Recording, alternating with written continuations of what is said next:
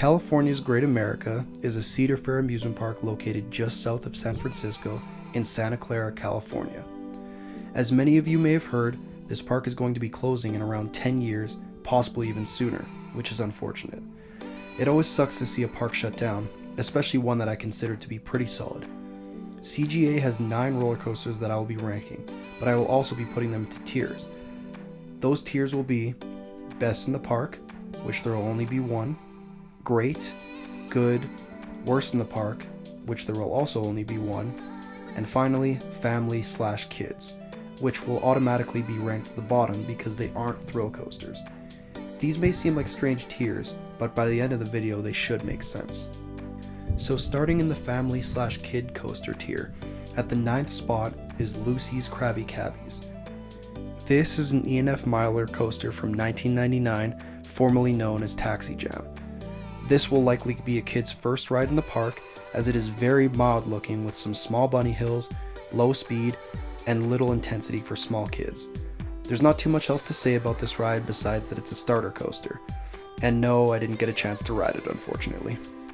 The second coaster in the kids/family coaster tier, and coming in at number 8, is Woodstock Express, a 1987 Intamin family coaster. Woodstock Express is definitely a step up from Lucy's Krabby Cabbies, as it is a bigger, faster kids coaster that would serve as a transition towards the bigger thrill coasters in the park. I did actually get a ride on this, as I was able to fit just barely in those tiny cars. They're really just not made for adults. And you actually get some decent speed midway through the drop. This is a great ride for kids who are ready for something more thrilling than Lucy's Krabby Cabbies, but aren't ready to tackle the adult coasters just yet. Coming in at the number 7 spot, and my personal pick for the worst thrill coaster in the park, is the Grizzly. The Grizzly is a Curtis D. Samuel wooden coaster built in 1986.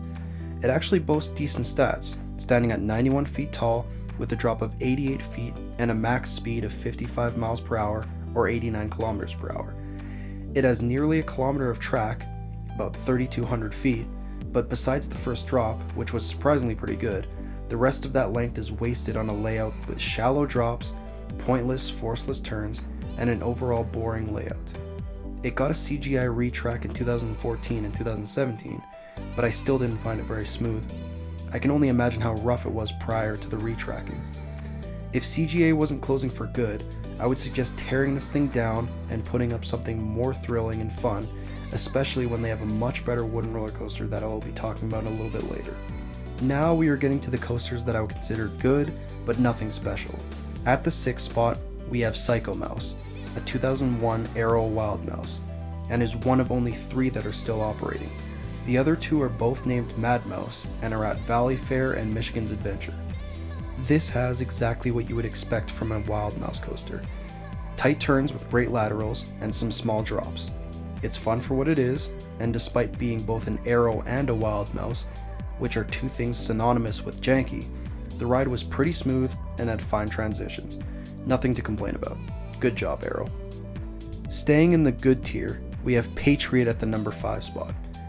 This is a B&M coaster that began its life in 1991 as a stand-up coaster called Vortex, before being converted to a floorless coaster in 2017.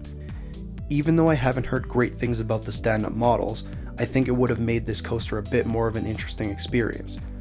The ride stands at 91 feet tall with a top speed of 45 miles per hour or 72 kilometers per hour, and this is a very short ride.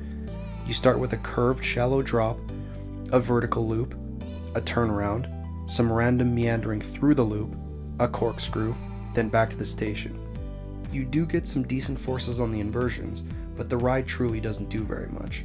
And you could blame this on the fact that it's one of the earliest B&M models, but there's another early B&M later on this list that doesn't struggle with being a boring ride. One thing I will say about Patriot though is that it's very smooth. No headbanging, even for an early B&M. The last coaster representing the good tier, and coming in at the number 4 spot, is the oldest coaster still operating at the park, Demon. Demon is a custom Aero looper built in 1976. It stands at 102 feet tall, featuring a 90-foot drop, and has a top speed of 50 miles per hour or 80 kilometers per hour.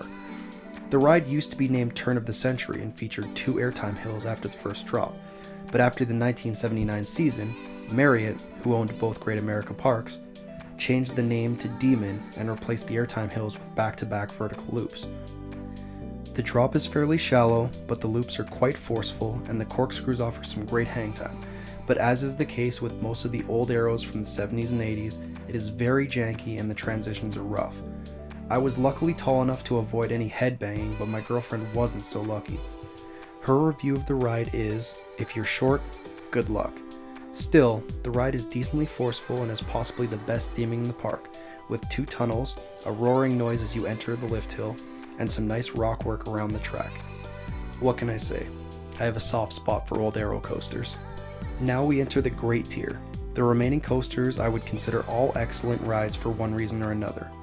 At number 3, we have Flight Deck. Formerly known as Top Gun, during the years when the park was owned by Paramount, Flight Deck is a B&M invert standing at 102 feet tall with a 90-foot drop and reaching a max speed of 50 miles per hour or 80 kilometers per hour. This is a short ride like Patriot, but what Patriot lacks in thrill, Flight Deck more than makes up for. The first drop is great, and then you go immediately into a vertical loop, a 270-degree upward helix, a 0G roll, a drop, a corkscrew, then another 270-degree helix over the water before you return to the station. This ride is intense and extremely well paced, throwing elements at you back to back to back, wasting none of its speed. You get great positives on the loop and helices, and even better whip through the 0G roll and corkscrew. This ride was built in 1993, only 2 years after Vortex, now Patriot, but you can already see how much better B&M has gotten at making coasters over those 2 years. Their inverted models are lauded for their intensity and pacing, and Flight Deck is no exception. Now that brings us to the top 2. There seems to be a general consensus about what the 2 best coasters are, but the order is not as universally agreed upon. This may be a controversial pick, but at my number 2 spot, I have the RMC Raptor RailBlazer. This was my first RMC coaster, and what a coaster it is. Everything I said about pacing and intensity for Flight Deck applies here, but turned up to 11. RailBlazer stands at 106 feet tall with a drop of 100 feet, and what a drop this is. By far the most intimidating and best drop in the park, at an angle of 90 degrees, it starts off super intense and never lets up. At 52 miles per hour or 84 kilometers per hour, you go absolutely flying through every element, and the airtime, especially off the second drop, is insane. By the time we hit the brakes, I finally had enough time to catch my breath and figure out what had just happened. I know Chris from Airtime Thrills always suggests smaller parks that need a standout coaster get an RMC Raptor, and he's 100% right. They're relatively cheap, take up a small plot of land, and pack an insane punch. RailBlazer is perfect for what it's trying to achieve, but it's over very quickly, and that's why I have 1 coaster ahead of it. And that leaves us with 1 coaster remaining as my choice for the best in the park, and that coaster is Gold Striker. When I got off of RailBlazer as our last ride of the night, I truly had a tough time deciding whether I thought it or Gold Striker was my favorite. It was close, but I had to go with the coaster that was longer, faster, taller, and in my opinion, more out of control.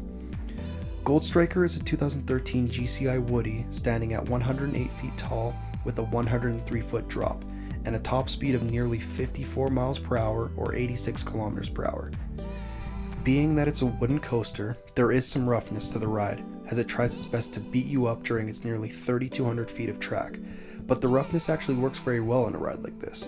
Where I found the Grizzly to be rough and boring, Gold Striker is absolutely relentless, blazing through its layout. It never seems to slow down, and you never know what's coming next.